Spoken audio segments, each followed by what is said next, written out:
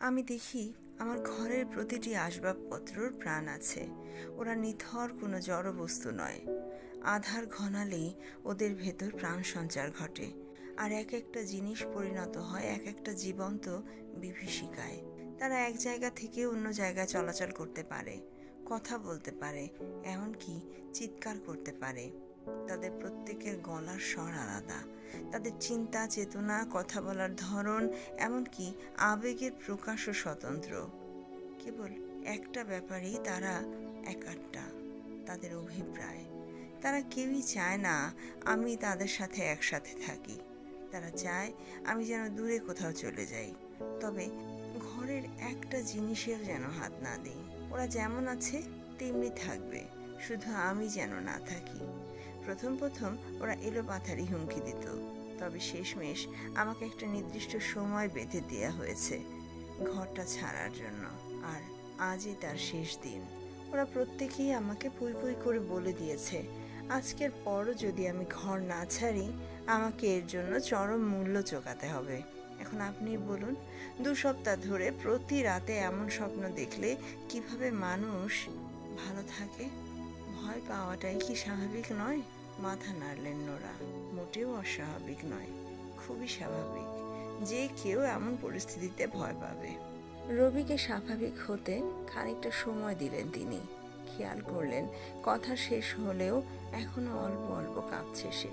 আচ্ছা, দুঃস্বপ্নগুলো কি কেবল রাতেই দেখেন, নাকি দিনে ঘুমালেও হানা দেয় ওরা?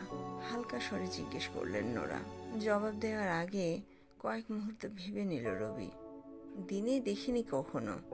আসলে দিনে ঘুমানোর সুযোগ হয় না আমার। সপ্তাহে 6 দিন চাকরি নিয়ে ব্যস্ত থাকতে হয়। 7 সকালে বেরিয়ে ফিরি সন্ধ্যার পর, আর ছুটির দিনটাও বন্ধুর সাথে কাটাই, অথবা সপ্তাহের জমানো নিজস্ব টুকিটাকি কাজগুলো সেরে নেই। এই যেমন আজ আপনার এখানে এলাম। বেশ, বুঝলাম। মাথা দোলালেন নোরা।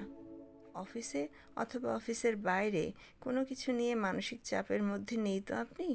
আবারও কিছুক্ষণের বিরতি নিল রবি।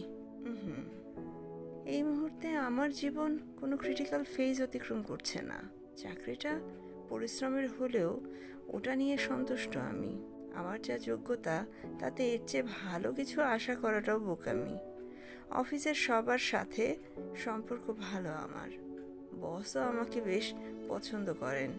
অফিসের বাইরেও কোনো কিছু নিয়ে ঝামেলা নেই আপাতত। বাসায় কে কে থাকেন আপনার সাথে? আসলে একাই থাকি আমি এখানে, একটা দোতলা বাড়ির চিড়ে গোঠায়। বাবা মা গ্রামে থাকেন, শহরে আসতে চান না, তাই নিজের জন্য কোনো মতে চলনসই একটা আশ্রয় খুঁজে নিয়েছি আর কি। তাছাড়া যে আয় করি তা দিয়ে বিলাসবহুল জীবন কাটানোর কথা কল্পনাও করা যায় না। তবে তা নিয়ে কোনো আফসোস নেই আমার। আমি মোটেও অসুখী নই। সুখ ব্যাপারটা আসলে নিজের কাছে।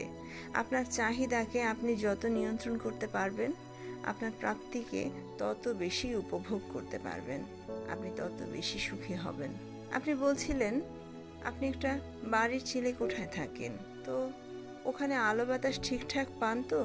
মানে বলতে চাচ্ছি, পরিবেশটা স্বাস্থ্যকর তো? এমন অনেক ঘিঞ্জি এলাকা আমার চেনা, যেখানে দিন রাত 24 ঘন্টাই বাতি জ্বেলে রাখতে হয় আলোর জন্য। আর খোলা হাওয়ার কথা তো ভাবাই বৃথা। না না, আমার ঘরটা মোটেও তেমন নয়। আসলে নামে চিলেকোঠা হলেও ঘরটার আকার বেশ বড়। অ্যাটাচড বাথরুম আছে। আশেপাশে বড় কোনো ইমারত না থাকায় আলো বাতাস বেশ ভালোই পাওয়া যায়। সম্প্রতি বাসার কাছাকাছি এমন কোনো কলকারখানা কি গড়ে উঠেছে যেটা বাজে গ্যাস কিংবা দুর্গন্ধ ছড়ায়? আজকাল তো হরহামেশাই আবাসিক এলাকায় ফ্যাক্টরি দেখতে পাচ্ছি। নিয়ম না মানাটাই এখন এদেশের মানুষের জন্য নিয়ম হয়ে দাঁড়িয়েছে। তেমন কোনো কারখানা চোখে পড়েনি ইদানিং ওই এলাকায়। বাজে কোনো গন্ধ কিংবা গ্যাসও নাকে এসেছে বলে মনে পড়ছে না।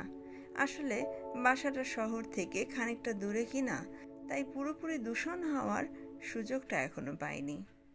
শহরের চৌহদ্দিতে কে একজন ব্যাচেলারকে ঘর ভাড়া দেবে বলুন? এই শহরে ব্যাচেলার হিসেবে ঘর ভাড়া পাওয়া আর চাঁদে যাবার টিকিট পাওয়া একই ব্যাপার। দুটোর কোনোটাই আমার ভাগ্যে নেই। মেস করে একগাদা লোকের সঙ্গে থাকতে ইচ্ছে করে না। প্রাইভেসির জলাঞ্জলি দিতে ঘোর আপত্তি আমার। সবকিছু মিলিয়েই শহর থেকে খানিকটা দূরে বাসা ভাড়া নিয়েছি। ভালো, নিজের স্বকীয়তা বজায় রাখতে ঝাঁকের কুই না হওয়ার কোনো বিকল্প নেই। আচ্ছা, আপনার ঘরে এখন যেসব আসবাবপত্র আছে সেগুলোর সাথে কি আপনার কোনো বিশেষ স্মৃতি জড়িয়ে আছে? কোনো দুঃখের স্মৃতি, অথবা এমন কিছু যা আপনাকে বিশেষ কোনো মুহূর্তের কথা মনে করিয়ে দেয়? খানিকক্ষণ ইতস্তত করল রবি। কথাটা কিভাবে বলবে ঠিক বুঝে উঠতে পারছে না সে। সত্যি বলতে ওগুলোর একটাও আমার নয়, তাই ওগুলোর সাথে জড়ানো কোনো রকম স্মৃতি থাকার সুযোগই নেই। আমি যাবার আগে থেকেই ওগুলো ঘরটায় ছিল। ঠিক বুঝতে পারলাম না আপনার কথা, একটু ক্লিয়ার করুন প্লিজ। আমার আগে যিনি ওই ঘরটায় থাকতেন, জিনিসগুলো আসলে তারই। চলে যাবার সময় ওগুলো সঙ্গে করে নিয়ে যাননি তিনি। আসলে নিজেও তিনি গায়েব হয়ে গেছেন কাউকে কিছু না বলেই। একদিন সকালে নিয়ম মাফিকই বাড়ি থেকে বেরিয়েছিলেন, কিন্তু রাতে আর ঘরে ফেরেননি। সেই যে উধাও হলেন, তারপর থেকে আর কোনো খোঁজ পাননি বাড়ির মালিক। চেষ্টার কোনো ত্রুটি করেননি তিনি, কিন্তু শেষমেশ ভাড়াটে ভদ্রলোকের কোনো হদিস বের করা সম্ভব হয়নি তার পক্ষে। ভদ্রলোক যেন পুরোপুরি বাতাসে মিলিয়ে গেছেন। একাকী জীবনযাপনে অভ্যস্ত ছিলেন, কারো সাথে খুব একটা কথা বলতেন না, কাউকে কখনো তার কাছে আসতে দেখা যায়নি। দেশের বাড়ির যে ঠিকানা উনি দিয়েছিলেন ওটাও ছিল ভুয়া। ওই নামে কাউকেই চিনতে পারেনি এলাকার লোকজন।